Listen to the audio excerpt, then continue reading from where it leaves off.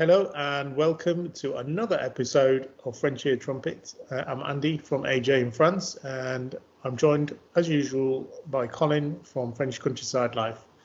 Last week we had a special guest, my brother, which proves quite popular.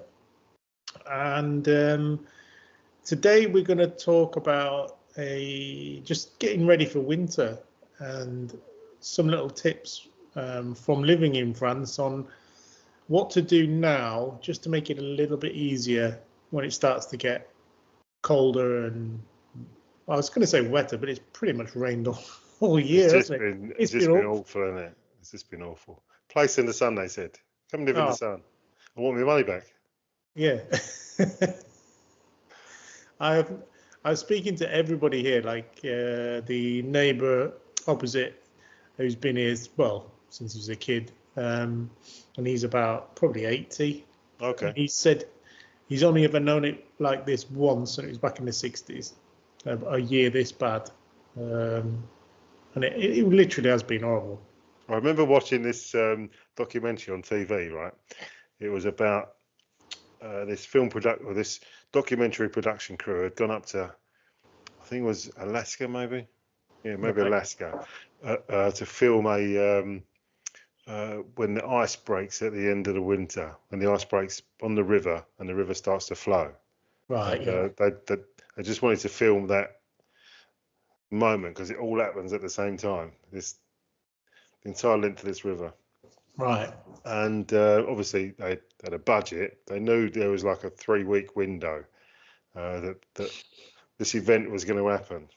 And so they're all set up and they're waiting. And it got to the end of 3 weeks and it still hadn't happened. The ice was still thick on the river. And so they're like, don't really know what to do, it's because we're going to have to spend another 30, 40 grand to stay here for another week.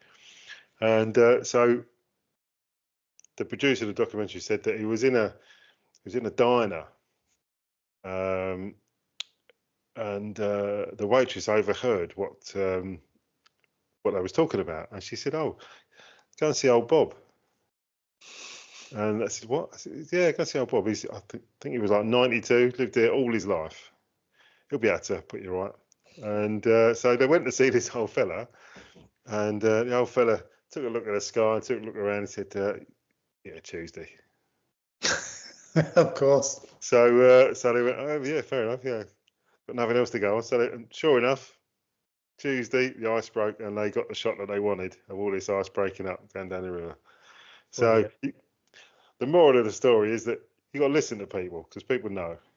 Yeah, talk to the old people and the farmers. They know. Yeah, they know they the know. score. Yeah.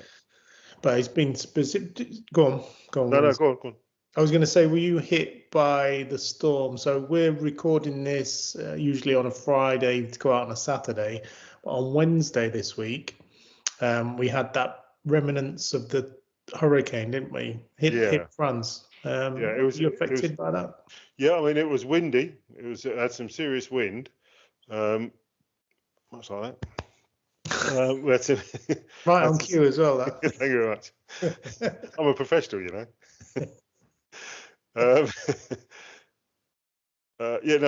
had some serious wind and we had a power cut. So at some point in the grid, a tree must have gone down on some lines or something. Who knows? But we had a power cut, and it was normally power cuts 4 or 5 minutes, isn't it? Yeah. Maybe an hour. This was, I think it went off about 5. It didn't come on till about 10:30. Interesting. In the evening. So I was just starting to get a bit worried about the freezer, because the generator that I've got, it's one of those things that's on the list to fix. Yeah. I think I spoke to you about it, Andy, about the fuel leaking out of the bottom of the carburetor. Yeah. So that's on my list, but the other issue is that it's because it's so old, it's so noisy, and to have that running at 10:30 at night in a hamlet. No. Yeah. So that's interesting because I actually did a video on last year actually, the storm reaching our part of the world up in Brittany. Well, I say Brittany, I mean we are right on the border of Brittany and Loire. Mm. In fact, the bottom of my mum's garden is the border. That's how south we are of Brittany. So anyway, so the storm hit us, but fortunately, if anyone watches the video, we knew it was coming and we prepared in advance, and we had generators standing by and all that sort of stuff, and it went really smoothly for us. But going back to what you just said then, one of the things I noticed is one of the people in the hamlet, so there must be about, I'm going to say 10 houses in the hamlet, and one of the people decided it'd be a good idea on that morning at 6:30 in the morning to fire up a generator like you've got. Yeah, and it was so loud you could hear it in our kitchen. Yeah, and he's but then at the other end of the hamlet. But then, you know, if he's got 400 or 500 euros worth of food in his freezer. Yeah, but you do have to wait for a long time for a freezer to defrost. Oh yeah, no, I was aware of that. You think if you take let's take a chicken, for example, you take that out and put it on the side to defrost, it's all day, isn't it? That's true, yeah. And that's in the atmosphere. Now, if you then put that in an insulated box and you don't open the door and it's surrounded by other frozen objects, yeah, you're basically trying to defrost a piece of meat that as big as the freezer. The cutoff normally, if you've got a 75% to 100% full freezer, you can easily leave that overnight, no problems whatsoever, up to about 18-20 hours, something like that. I knew you'd know that. Yeah. So just from your house at the south of Brittany, how far north is it to the sea? So in hours, it's an hour and a half north to get to the coast. It's, I don't know how many kilometers it is. Yeah, but hour and a half, that's all you need to know, isn't it? Yeah, about an hour and a half. So it is literally the bottom tip of Brittany. You can't get any. It was quite interesting during COVID, actually, because there was the regulation that you couldn't travel to other departments. Oh, that was handy. Yeah. Sorry? That was handy for you then, because you got all that area to travel in. Yeah, but the problem is the supermarket that my mum was using was actually in the other department. Oh, cool. So yeah, you had to have not special dispensation, but you had to prove that you were within a certain distance of that place, because you were allowed to cross the border, but just for shopping and just for a certain amount. But that's the difficulty of living on the border. We'd probably get into that actually, because there is a bit of difference between areas. It's almost like the differences in living in different states in the US, isn't it? There's different laws for different things. It's not so much. Well, I guess maybe laws. Like communes and stuff have their own. We would call it bylaw. Right down to the, as you say, right down to the communes, to the mayor of that commune's got the power to set his own laws, really. And also, what you notice is there's a variation in how well they maintain the roads and the grass at the side of the roads. So you cross from one, but because these departments are massive, normally, unless you live on the edge of one, you're not really going to see it, because like you used to live in Pays de Loire, but that stretches right up to Normandy all the way down, isn't it? Yeah. Oh yeah, it's massive. Yeah. So you'd never, very, very rarely go into a different region, but if you live on this, you can see the difference. So they get cut, the grass gets cut at different times, but not only that, that part of the road, or one part of the road, is well maintained because they've got lots of money in the budget for that commune, and then the other one, they spend it on something else and it's not very well maintained, and it's just a line in it, and you go from a good road to a bad road, or vice versa. Funny. It's strange. So anyway, get back to it. Last week's video, Artisans. Oh yeah, with my brother. Yeah, that was really, really, really interesting. We could have done 5 or 6 hours on that easily. So I just want to refer to a few,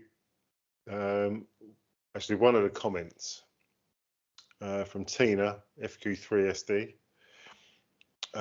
She wrote, fab content, and I have a better idea for directions and pitfalls now. I think another would be great.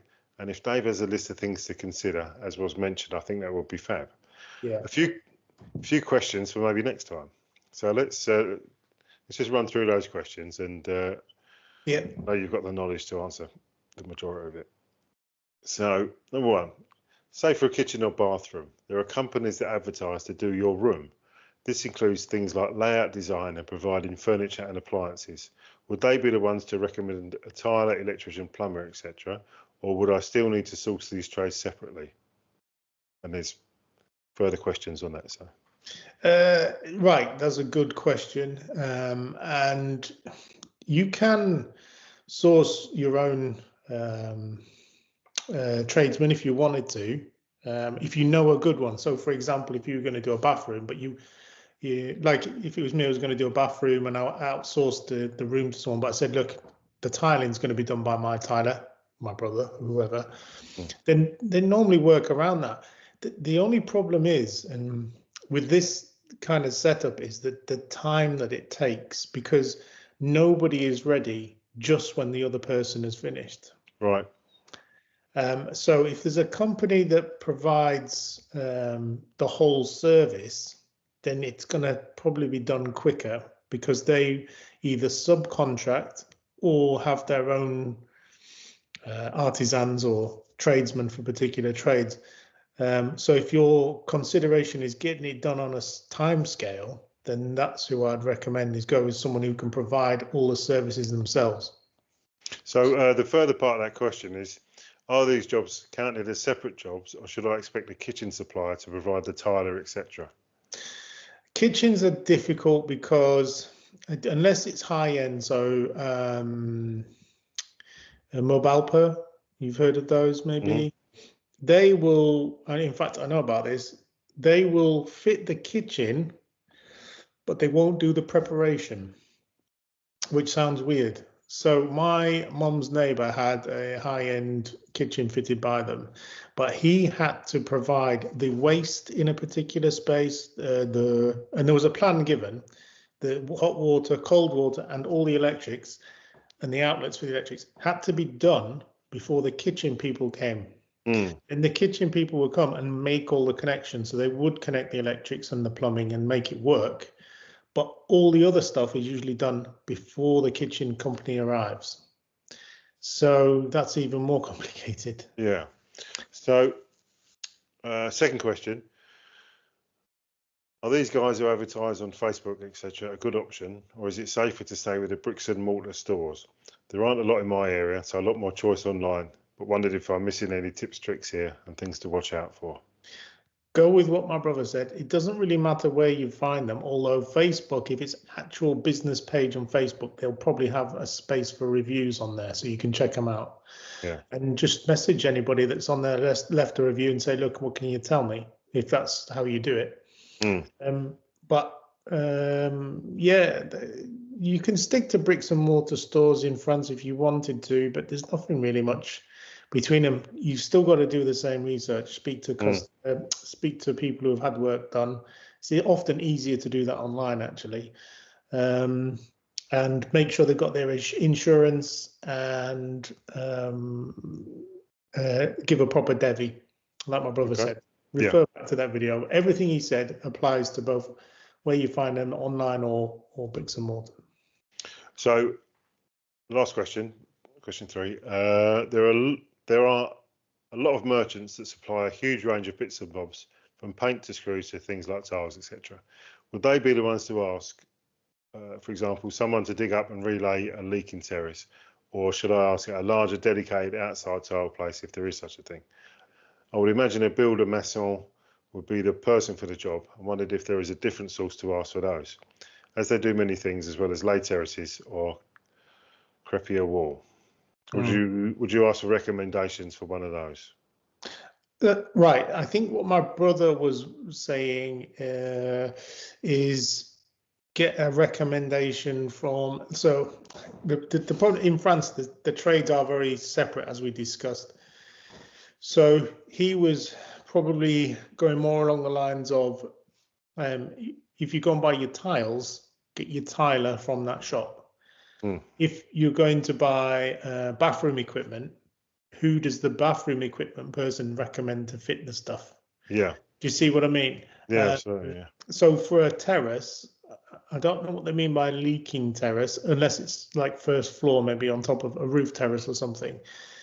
Then the people to ask would be, it's difficult to know who to ask for that, really, because a terrace place would probably just sell the equipment for laying on the floor outside, like the earth. If it's a first floor terrace, then you've got multiple trades there. You've got a roofer, joiner, and then if there's tiles, a tiler as well. So that's complicated. You can ask maybe a builder's merchant like Denny, Point P, or something like that, and they might have someone recommended or not. But that's way out of. So that's quite niche, basically. It's way out of normal use. Brilliant. All right, so just going back to what we were talking earlier about the winter coming. I heard and saw the first of the grue, which are the storks. Right. Flying south. They was all circling around over our house. It's done. And and then they shot off. They made tracks. Yeah. They did one. Yeah. It's really sad. So, have a question for you then, because winter's approaching. Have you shut down your swimming pool yet? No, because I've been so busy doing the bedroom. When we had the power cut, I think there must be a fault with the one-way valves on it, because when the pump stops, the water rushes back to the pool. So there's obviously a fault with that, but it's easy just to pump the water through the system and then set the pump running with an external pump in the pool. So in answer to your question, no, I haven't, and yes, I will. Yeah. So we actually did a video on this, didn't we? End of season, beginning of season video on French Ear Trumpet, which was really good, actually. So I have a refer to that if anyone's interested on what we do at the beginning and the end of the season. So one of the questions I got is, how do I heat my house? Because it's interesting, because I started a series of fitting a new heating system to my house. Yeah. And the first thing my friends said, who all live in England, was, well, why don't you just put a normal boiler in like everyone else? Now, we don't have gas. They don't have the luxury of having piped in gas, do we? Yeah. You can have stored gas like you've got. Yeah, that's what I've got, yeah. But it's very expensive compared to the normal gas. So we don't have that luxury in France, unless you live right in the town centres. That it's not all piped up like England. So that was the answer to that. So currently, I heat the house with a mixture of a wood-burning fire in the front room, and then oil-fired. Well, I say oil. The paraffin heaters. Little. The ones like you've got. Yeah, they're brilliant, and they're so good. They're so good. For the first few years I lived in France permanently, so for about 2019 to 2020, I was just freezing myself to death every winter because I didn't have any proper heating. I was putting electric heaters on, fan heaters on. Oh, I just cried when I got the electric bill. Yeah. I honestly, I think probably close to £1,000. And I'm like, wow, this is insane. I can't go on like this. Yeah. So I'd never really worried about these paraffin heaters before. I never really paid much attention to them. And I went round to a friend of my mum's, and they had one, and their kitchen was lovely and warm. They're like a next generation, though, aren't they? Oh, yeah. Because there's no flame, as you know, and we talked about it. It's like a catalytic combustion, isn't it? So you don't get the smell, other than when you switch it on and switch it off. You don't get the smell, and it's just fantastic. And it literally sips at the fuel as well. Yeah, yeah. So, they sell a 20. 20-litre fuel tub I've Yep. got, and I picked one up today, 24 euros. Oh, that must be the stuff that's like the cheaper end, isn't it? That's the cheapest one. Yeah. But so what we did was we did a little last year. We did a bit of a test. So my mum's got one as well, because we'll tie this in shortly to electricity tariffs as well. But my mum's got one, and we did a test on whether she could tell the difference between the expensive stuff or the cheaper stuff.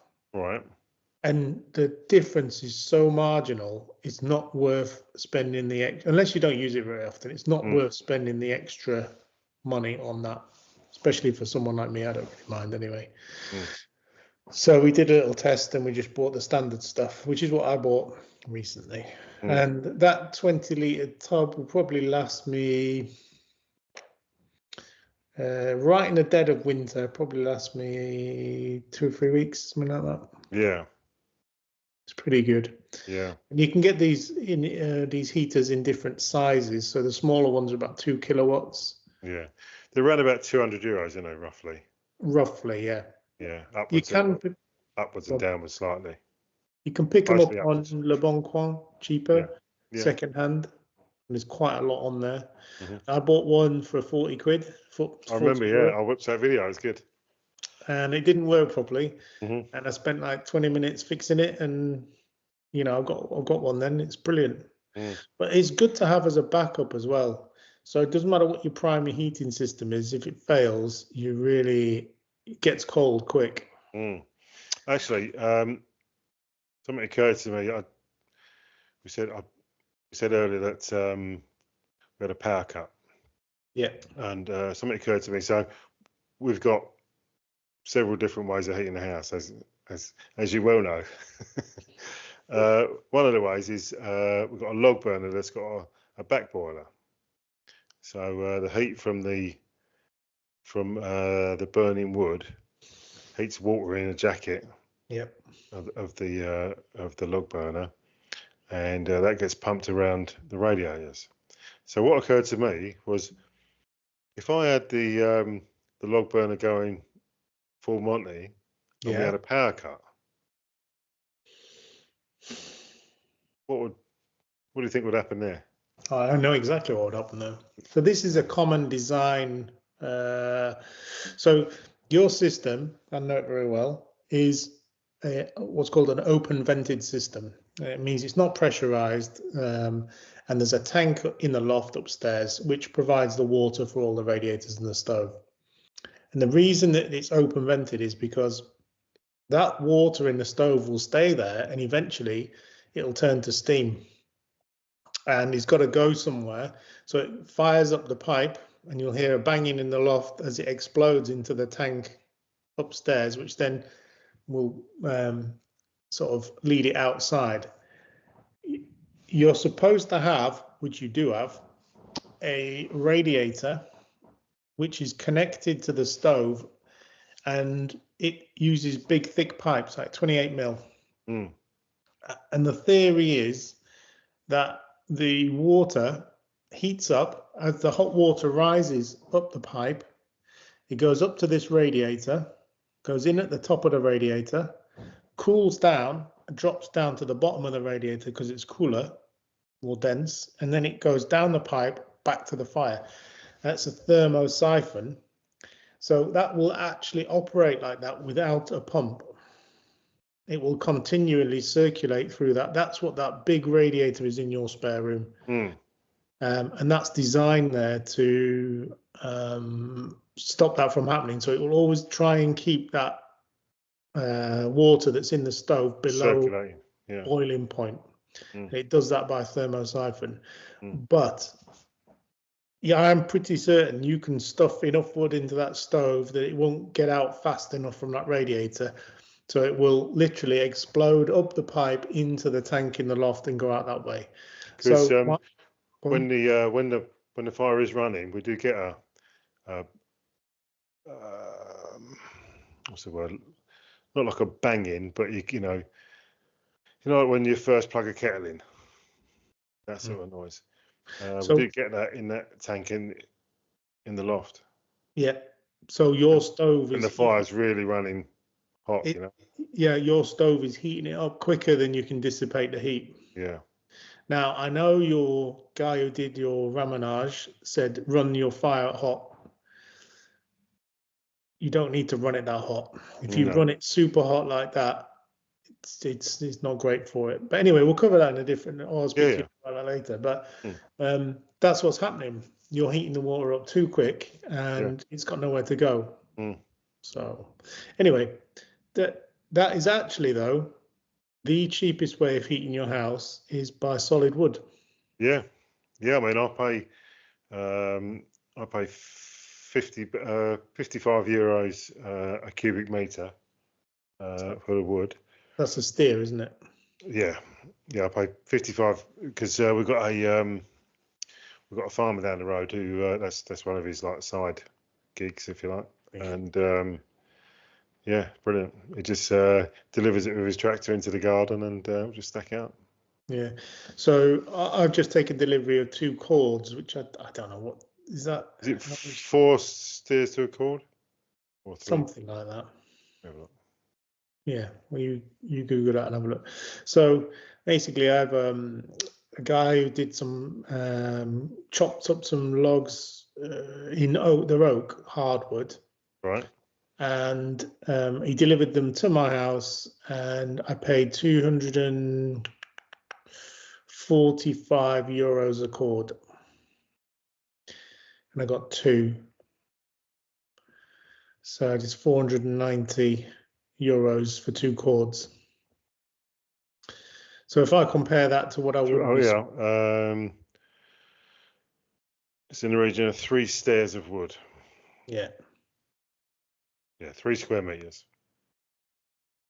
Yeah. So basically, I will use that now in the fire in the living room, and then the fuel heater.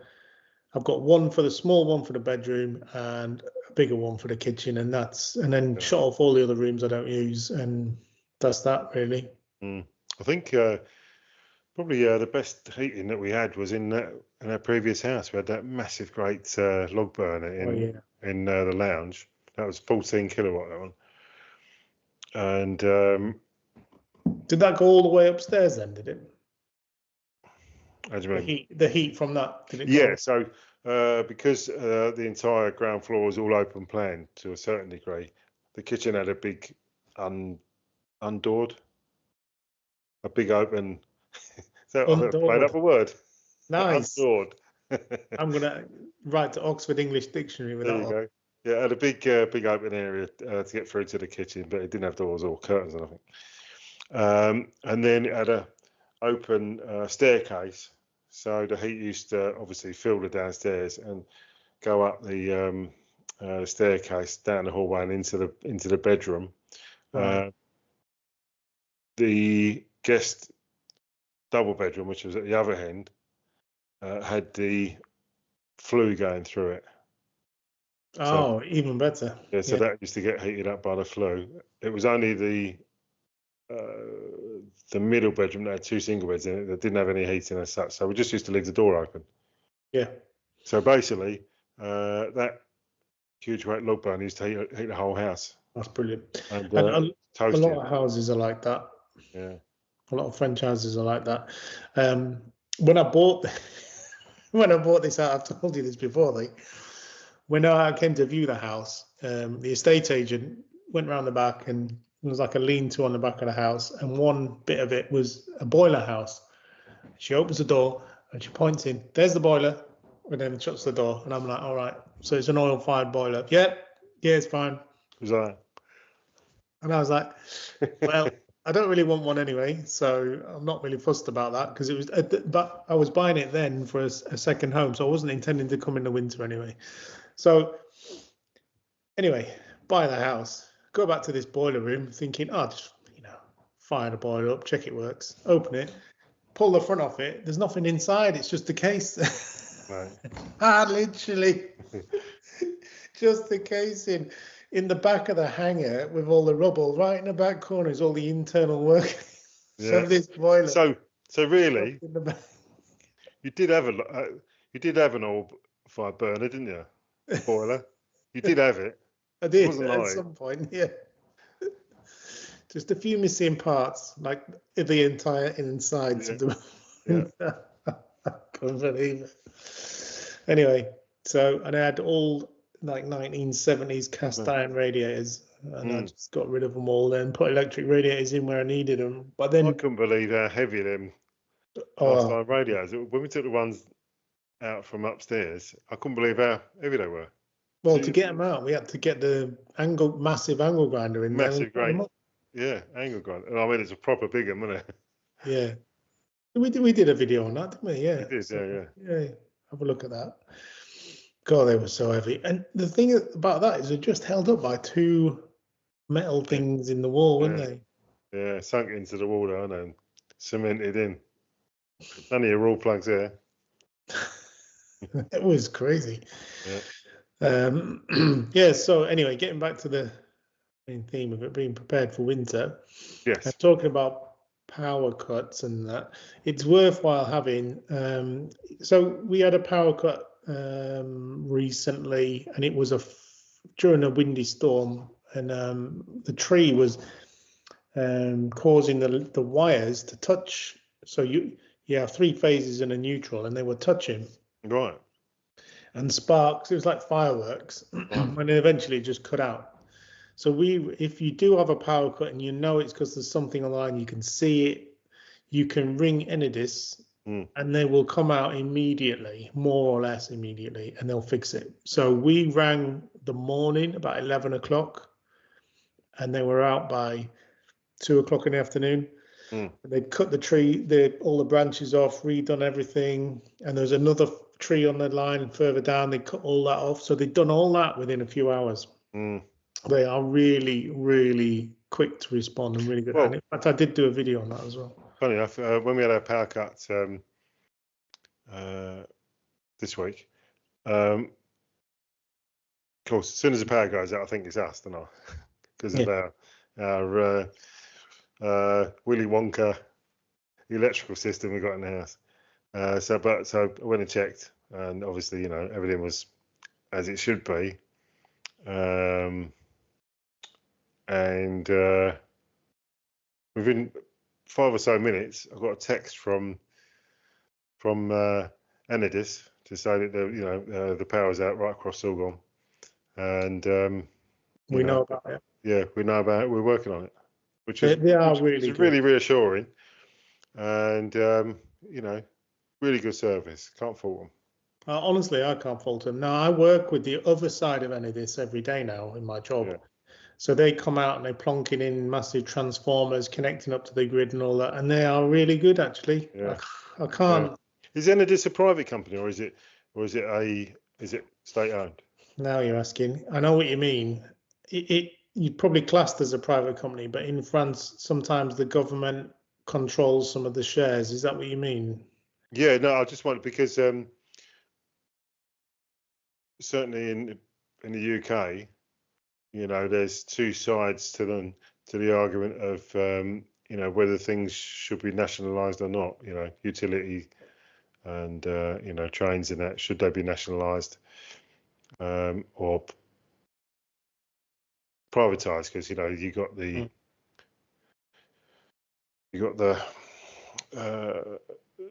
the need to make a profit if it's privatised.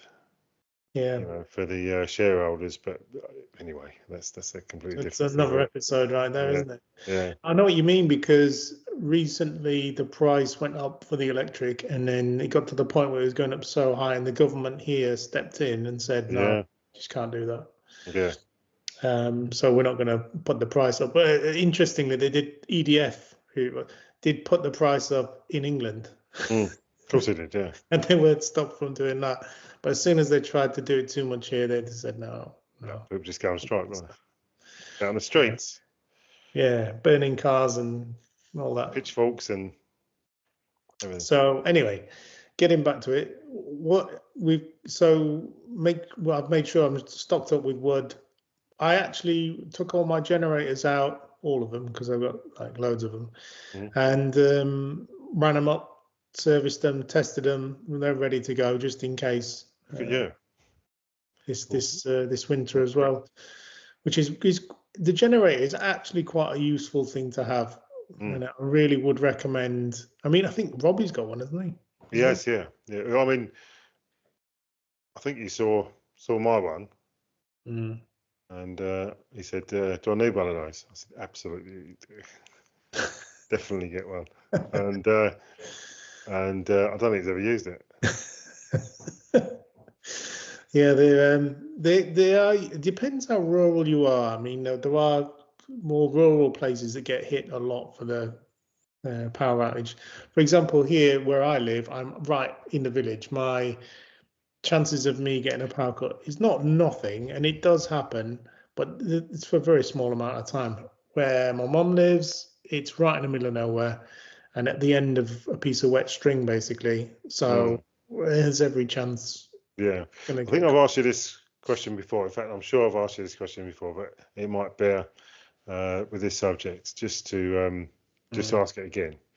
So when you go to the you go to your Brico this or Brico that, and or Leroy Merlin, or any one of those, and you look at the generators, right? So you've got the big ones in a cage. Yeah. Big ones in a cage, maybe what, €250, and you got the small inverter ones, same price, virtually the same wattage comes out of them. What's the difference between the two, basically? Okay, so there's no regulation on the bigger ones. So what happens is you put the fuel in, just crank the engine, and it makes electricity by turning a dynamo, or like an alternator, basically. And the speed of the engine is specifically regulated, so it turns that alternator, if you like, or generator head, at a specific speed, and the engine regulates the voltage by the speed of the engine. So they can there's not much involved in that, so they can fabricate that quite cheaply. They just put in a governor that says, oh, this engine runs at however many RPM, and that corresponds to 230 volts coming out the other end. But the problem with that is it's on, and once it's on, it's using fuel at that rate, and we'll keep using that. And as you add more load, it'll get more. Now, the clever suitcase style inverter generators, they don't really do that. So what they do is they produce electricity, but at a lower voltage. And then they take that lower voltage and invert it, so change it from a smaller amount of DC into a bigger amount of AC.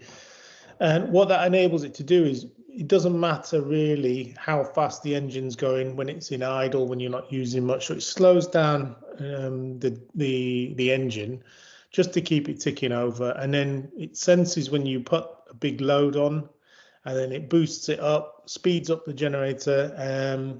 So the output is really stable. So if you're using it to run specific equipment, computers, etc., then the inverter one is the way to go. If you just want it to run your fridge or your lights, then a cheaper, bigger caged one, but they're more noisy and they use more fuel. So there is a difference between them. All mine are the inverter style ones because they're quieter, they use a lot less fuel, and they're smart, and they put the output that they produce is more stable as well, so it's better for equipment. So there you go. Yeah. There you go. Well done. Good answer. Yeah. So, but having one is so useful, and I'll give you another tip as well. So I've got a Stihl chainsaw. I'm sure you probably got a chainsaw as well, haven't you? Got two. It's only two chainsaws. Okay. How many sheds you got? Two sheds. Two sheds, yeah. So went on holiday to Tenerife. Did you go to 11 Reef? Did you? 11 Reef, yeah. Anyway, so I used to use it a lot, and I thought it was brilliant. And then I actually swapped from using a petrol-driven chainsaw, Stihl one, and I swapped to an electric one, and the generator. Yep. It uses roughly this. Well, slightly less fuel. I don't have to mix the additive in. When I'm using it, it's not very loud because I put the generator further away with the extension lead and use the electric chainsaw, and I'm not breathing in all the fumes, and it'll just keep going for as long as there's fuel in the generator, which is 8-9 hours worth in one generator. So you don't have to refuel. It's a much better way of doing it, and causes less disruption as well. Top tip for you there. There you go. Write that one down. Plus, you can also plug the coffee machine while you're there as well, and all that kind of stuff. I've never known anybody drink so much coffee, to be honest. Anyway. So funny. Yeah, so just a few, I suppose it's loosely related to the subject. So I just had the Peugeot serviced and the CT done. Yep. And yeah, that's all fine, all done, all fine and dandy. Just got it back, and it's brilliant. When we went shopping last week, there was one of those little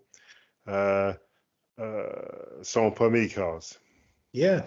So for those that watch and don't know, in France they have these little cars. I did a video on it actually. Funny. Yeah. It's a good video. Yeah. For those that don't know, a sans permis car is a little tiny fiberglass, loosely called a car, I suppose. It's got 4 wheels and a steering wheel. It's got normally a 2-stroke engine, and it's limited to, I think it's 27 kilometers an hour, I think. Something like that. It's really, really slow. And but you can drive it as long as you're insured. You can drive it without a driving license. Yeah. And because it's classed as a in the same class as a motorbike, they don't up to. Is it? Not sure it's up to now, but I'm not sure when the new laws come in for the CTs for motorbikes. No. Yeah, so up to now, they've not needed a CT. Yeah. So this car in the supermarket car park, I was gonna film it. I said to Jane, "Can you hold this phone?" She said, "You can't film someone's car." I said, "Yeah, but look." So it was literally held together with bits of string, and metal brackets screwed in with wood screws. The door was hanging off and been held on with duct tape. Yeah. And just unbelievable. And for some reason inside, the dash was completely covered in bird crap. Brilliant. So I don't know whether he had a pet parrot or something. I don't know, but I could just imagine a conversation at home like, right, I'm just going to pop down to Super U. All right, okay, which car do you want to take? Now I'm fed up with the Bentley. I'm going to take the I'm going to take the pigeon coop or whatever it is. What a good idea. Yeah, it's just unbelievable. What a piece of junk. And a death trap, complete death trap. Oh, yeah. I mean, if you crashed into anything, even if you crashed into a Daisy, you'd come off like worse, wouldn't you? Yeah, it would. These cars. Certainly this one, it'd just be like a clown's car where everything falls off, the wheels fall off, and you just sat there with a steering wheel. Yeah. Yeah, it's interesting that they still exist. Yeah.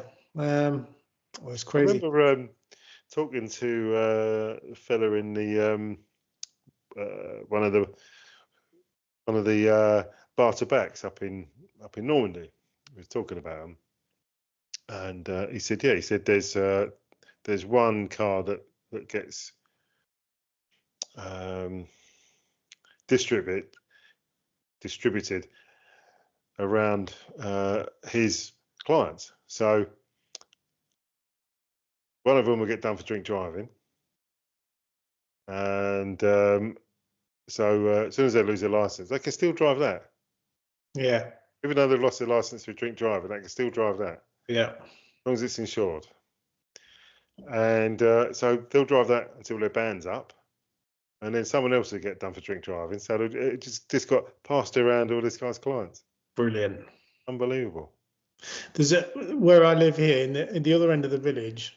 There's a house and it looks like a barrel, and it's not very big. Right. There must only be 2 rooms in it, literally at that. And it's actually made out of wood that looks like you're looking at a half a barrel end on. The roof looks like all the Right. I know. Yeah. And it's an old boy lives there, and he used to have one of these Sons Permis cars, but he wasn't allowed to drive that anymore. And he now has converted. How bad a driver do you have to be that you're not allowed to drive one of them? Pretty bad. He now drives a converted lawnmower. So he's got like a ride-on lawnmower. Yeah. He built on top of it a canopy with proper spotlights on the front, the lot, and he's like made plastic doors for it and everything. Yeah. So he drives from his house 100 meters, 150 meters to the bar. Yeah. Sometimes in the summer you'll see him down at the river, and that's about 500 meters away. But he comes in there with his he's taken the blades off the bottom and the cutting deck, so it's just like a lawnmower. Well, that's all right then. That's it. And he just cuts around the village in this all the time. Yep. Brilliant. Absolutely brilliant. Yeah. Some of the stuff you see here. I know, it's mad. There's a house actually that I keep meaning to film that as well. But Jane said you can't film that either. That's someone's house, and it's like a terrace of about 4 houses, and then there's a gap, and then there's another detached house. Someone's built a house in the gap, and it is literally like a shoebox on top of a shoebox. There's a front door at the bottom and a window at the top, and it's probably as wide as this room. It's probably about 4 meters wide. I mean, that's all right if you like London or Paris or somewhere. But where you are, there's more land than you can. You can shake a stick at, exactly, yeah. Oh, all right. Yeah. Well, Jane said when we do eventually retire and give all this up, we're going to buy that house. We'll probably get it for a tenner. Yeah, probably.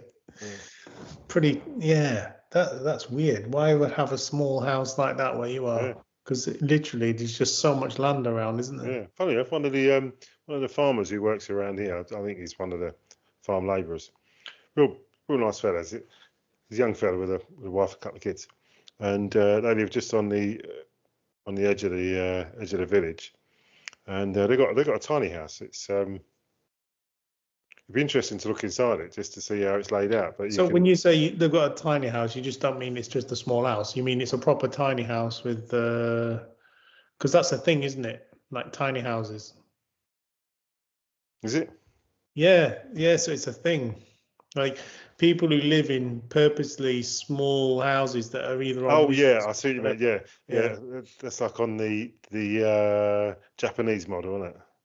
Yeah, that's similar sort of thing. I know what you mean. Yeah, I know what you mean. No, this is just a small house. Right, I see what you mean. But he's got the front door and a window downstairs, and it looks like there's a window in the roof. So in the top bit of the the front. But there's him and his wife and 2 kids, and I guess you get used to it, don't you? Oof. Yeah, I don't know. I'm not sure. I don't know whether I'd like that. I've lived in flats and stuff, and it's not for me. I remember we lived in a previous life. I lived in not a previous life, like an actual previous life, but our first marriage. Yeah, we lived in a council flat. That's a song, isn't it? Lived in a council flat. Whoa. You did that very well, actually. Yeah, I like your Elvis Presley impressions. Thank you very much. Yeah, and it was a really nice flat. Actually, I'll tell you something funny. So it was a really nice flat. It was on the 9th floor of this block. It's a big flat as well. And I just started chauffeuring, and I'd bought myself a Jaguar. And it's like, so we could look out of our side windows down to the car park, so I could keep an eye on the car. Right. And I couldn't work out why my car wasn't getting touched. There was other cars getting broken into and scratched and stuff. But there was like a 5-year-old Jaguar sitting there, and it just wasn't getting touched. It was fantastic, but I couldn't work out. Anyway, I was talking to my son shortly after that, and talking about school. He must have been about, I don't know, 7 or 8, something like that.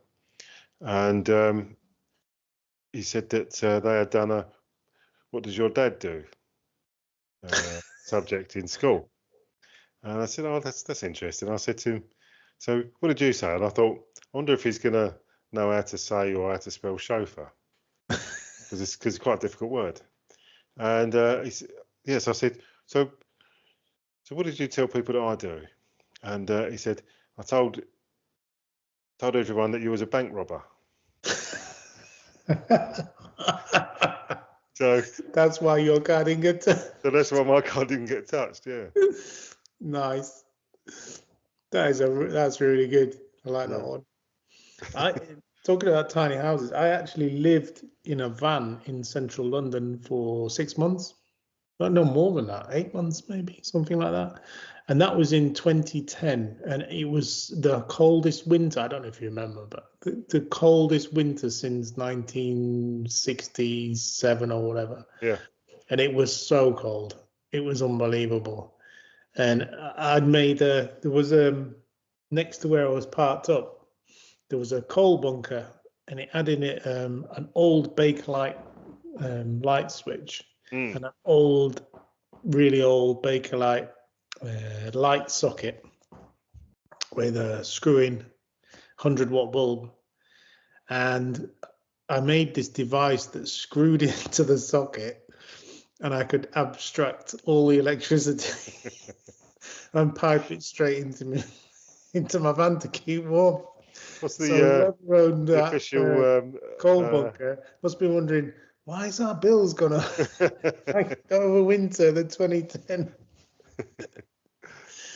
Oh yeah, but actually, that's but living in a van. You did a video on the construction of that van, didn't you? And it's one of those videos that I keep saying, I must watch that. That'd be really interesting, and never get around to it. No. It's good. It had a big 32-inch TV, ensuite shower, microwave, built-in microwave. It had everything in there. It was really good. I've obviously put a lot of effort into it. And because I had the HGV license, it was based on a 5.2-ton Iveco van as well. Nice. So I could have 500 litres of water in there and all that business. Nice. It was good living in a van. Anyway, van life. I mean, that's a big thing now, isn't it? Van life. Oh, this was way before that. In fact, but what I'm saying is, it is a big thing now. Do you know what? I'll put a link in the description below, because there's actually a blog site for me constructing it, and this was back in 2008. Me and my dad made it, and it's absolutely fantastic. And it's the original not the original, because they do it in the 60s, but before van life became like it is now. That's a thing. I'd already done it all. Been there, done that. Been there, got the t-shirt. That's it. Got it. Done it. Yeah. So anyway, getting from van life, I don't know how we got there. Yeah. Back to getting ready for winter. Yep. Anything else you think you'd suggest for winter, apart from, we've covered like stocking up with wood, heating and all that kind of stuff. Get the fuel heaters, well worth it. Yeah. Electricity prices, probably. Yeah. Certainly in France. Related directly to France, and certainly rural France. We've talked about the power cuts. There seems to be a lot more power cuts in France than there is in the UK. Yeah. I think it's just being prepared for that. Torches, candles, maybe not candles because you set fire to the house, but torches especially, Power and banks for your laptops and power all that banks, business. power banks, and they're not mad expensive these days, No. and they're really good. Yeah, I've seen a lot of people as well online have these like eco flows or Yeah, they are quite expensive. jackeries, that kind of stuff. So they are, but in effect, they're a battery in a box with an inverter. I mean, there's Yeah, no. that's what I was going to ask you.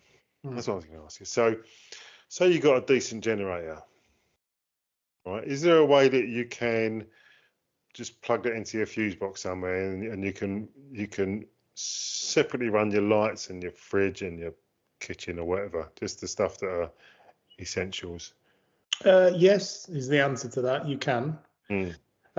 What you have to be careful about is feeding back into the grid. Because if there's a Enedis man on the line He'll be pleased, won't he? fixing the thing that's cut your current, sorry, that's French way of saying it, that's giving you the power cut, Yeah. and he's not going to want you to smash in your generator output down the line while he's holding onto the wires. So that won't be very good. So yes is the answer, but you need something called an ATS, automatic, or well, it doesn't have to be automatic, but a transfer switch. So you've probably seen these somewhere. So you have one position. Is that the unit that's in your solar panel system that switches over when there's a power cut automatically? I think we should forget about my house because it's so super overcomplicated. It's yes, it does contain something like that, but it's completely different. Like for what you say, if you want to connect your generator to your power box, yes, it's entirely possible. So you just take the output of your meter, and then you have a switch which goes from mains electricity to zero to generator. So that's a break before make. So you can't, it's impossible to have them all connected at the same time. Yeah, I understand, yeah. So you can either select one or the other. And as long as you've got that before it goes into your consumer unit, if you like, then yeah, you can do that. A little note on that: check your regulations where you are. Check Montreal if that's possible. But practically speaking, yes, you can do. You'd need a substantial generator though to run the house, though, wouldn't you? Not necessarily. So you'd need it if you wanted to run certain items. If you wanted to run the oven, washing machine, dishwasher, anything to do with heating electrically, then yes, you're going to need a big generator. However, everything else is really low power. TVs, lights, computers, broadband, and critically for you, the pump on your fire and your boiler. No problem. That's what I'm thinking, yeah. Yeah, no problem. That'll run it all day long. So that's entirely possible. Yeah, no problem. To think about anyway. But you could also replace that generator with like an EcoFlow or a bigger Jackery or something like that, which is just a battery in a box. But that would run your central heating pumps for probably 6 hours or so. Yeah. Yeah. So yeah, that's possible with a minor modification. Yeah. Yeah. Yeah. Something to think about there. So, what other things do you think people should be considering with the approach of winter? Well, one of the things I was going to mention actually, and we sort of briefly touched on it, is any petrol-driven machinery that you're not going to use now for the end of the season. So that's your ride-on lawnmower, chainsaws, trimmers, anything like that. Run them until they run out of fuel and stop. And then they will start perfectly next year. If you stop it and there's a load of old fuel and you leave it over winter, it'll all sludge up and it won't start properly the next year. So if you run it out of fuel, I know it sounds weird and you think, oh, it's not good for it, but it doesn't matter. Just run your lawnmowers, any garden machinery that are petrol or, generators, run it out of fuel. If there's a fuel off switch, that's fine. Turn it off and then run it until it stops. And that's the top tip that I can give for save you the pain for next year, basically. So through slick editing, you may not have noticed that there was a break there that I had to go to the loo, and it just reminded me of something that happened years ago. So I was on the M25, taking this nice lady who worked for National Grid back to Oxshott in Surrey, and so we're on the M25, and I made the fatal mistake of having a cup of tea just before we left, and I thought I'll be all right. It's not that far. We come around past the M4 towards the M3 and on M25, and that's it. Red light as far as I could see. Traffic stopped, and so that was fine. And then we sat in that, and then I thought, this is a tricky chauffeur problem. This I can see what's coming now. Yeah, I just thought I need to go. I thought no, I'll be all right. And then 10 minutes later, I'm not going to be all right. So I said to the lady, I said, look, it's really unprofessional. I'm really sorry, but I just got to go. She was really nice. She said, no problems at all. Pull over and do what you got to do. So I pulled onto the hard shoulder, put the hazard lights on, obviously.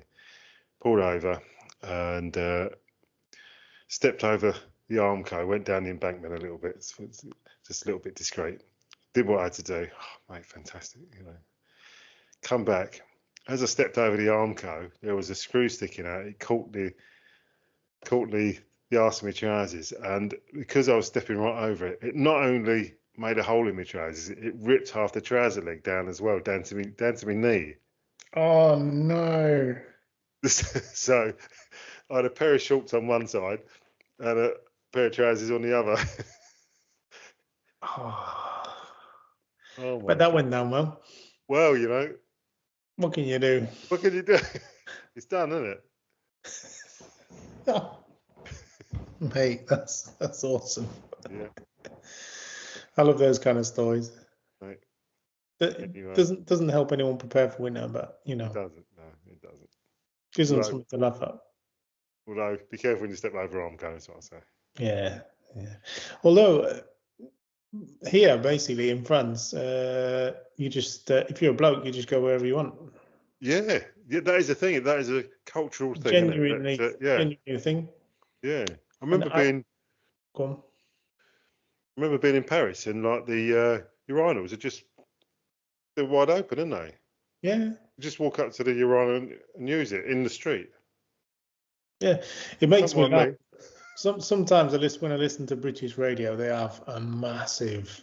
Some presenters, I guess, have massive problems with certain people using certain bathrooms in certain times and when they can and can't, and then when you come to France, it's just like nobody cares. Like, sometimes you have to walk through the men's bathroom to get to the women's bathroom.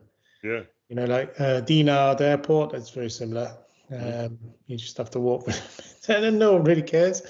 I went to a restaurant the other day, and it's shall we say, a unisex toilet, but basically it's like a men's toilet. So on one side you got the urinals, on the other side is just a couple of stalls, and basically that's it. So the women go in into the stalls, and then the men go in and use the urinals. But it's the same room. You both stood in the same room. Yeah. And that's quite common, especially in France. Yeah. But I was at work the other day, and we were working on a farm. Oh, I've got to tell you this, right? So you find this is incredible. So we go to the farm, and we are putting in a like the I keep using French words in my head again, the conduit for cables. Now we are putting in cables to go from a Enedis transformer to our 180 kilowatt solar array, and the cables are like this, and there's 4 of them wrapped together, and we have to use a vehicle to pull it through. This time it was 220 meters of pipe. Anyway, so we pulled it through, and this was 10:30 in the morning. The tractor turns up because it's on a farm, and we're doing all the farm buildings roofs, and the tractor turns up and he gets out with a bag. 10:30 in the morning, bottle of white wine, gets it open, little glasses for everyone. Everyone stood around at 10:30, drinking white wine. I think it was. I found it as a British worker. I found that completely surreal. Yeah. The only nod to safety was the digger driver who was driving around all day in a 5.5 ton digger. He didn't have any, but everyone else did. Yeah. Yeah. We were all dealing with high voltage, massive current. What could possibly go wrong? Exactly. Yeah. And it's not the first time that's ever happened either. It's just different. But we'll do an episode on how working in France is completely different, because I could literally fill a couple of hours with that. Yeah. But it was just odd, really odd. But yeah, it's what's done, isn't it? Really. Yeah, that's brilliant. That's brilliant. I don't think we really helped anyone with that episode, but it was good fun. It was good fun. Yeah. I think I would repeat. I think what I said on my last French Countryside Life video, that you know, those few people that watch this, thanks very much. Yes. But those few people that do, for anyone that's you know, thinking about it, stop thinking about it, just do it, because it's a great life. It's not easy by any means. It's not easy. No life is. It's the same problem. Yeah, but you get out what you put in. Yeah. And I think it's the best thing that we've ever done, certainly. And the worst thing in the world has got to be, you know, when you're towards the end of your life, you look back and you go, I wish I'd have done that. Yeah. And it comes quicker than you think. Absolutely, yeah. You know, it really does go fast. If I said to my younger self, I don't know, I guess 5-6 years ago, you're going to be living in France full time and working full time in France, I'd be like, no. Speaking French all day. Yeah. Yeah. Like, oh, no. First of all, I would say I can't speak the language, and then I'd say I don't know this. You know, and then it's how weird things are. But you adapt, and the things that you think are a barrier probably aren't really in reality. You can always find ways around it. There's always some way of getting over whatever problem that it is that's stopping you from making that move. I think if I was to talk to my younger self, I'd say, stop doing that. Yeah, I think we all probably like that. Brilliant. Yeah. I suppose that's a good way to end it. I think we've done an hour, well over an hour now. So. Yeah, lovely. All right, so thank you so much for watching. Very much appreciate people that take the time and make the effort to watch and or listen. Really appreciate all your comments. A few more comments would be nice, actually. Yeah. Do enjoy those. Yeah, it's good actually, and I do like questions and stuff as well. And it can be on anything. It doesn't have to be on that particular episode. So if you've got any question, it doesn't even have to be anything about living in France. It can be on anything that we've touched on at all, really. You know. Yeah. Anything. Yeah. So as I say, thanks so much for watching. If you'd like to give the video a thumbs up, press the notification bell so that you know when there's new content. Maybe share it on your social media, and maybe think about subscribing if you're not subscribed already. And all that leaves to say is goodbye from me. It's goodbye from him. Goodbye.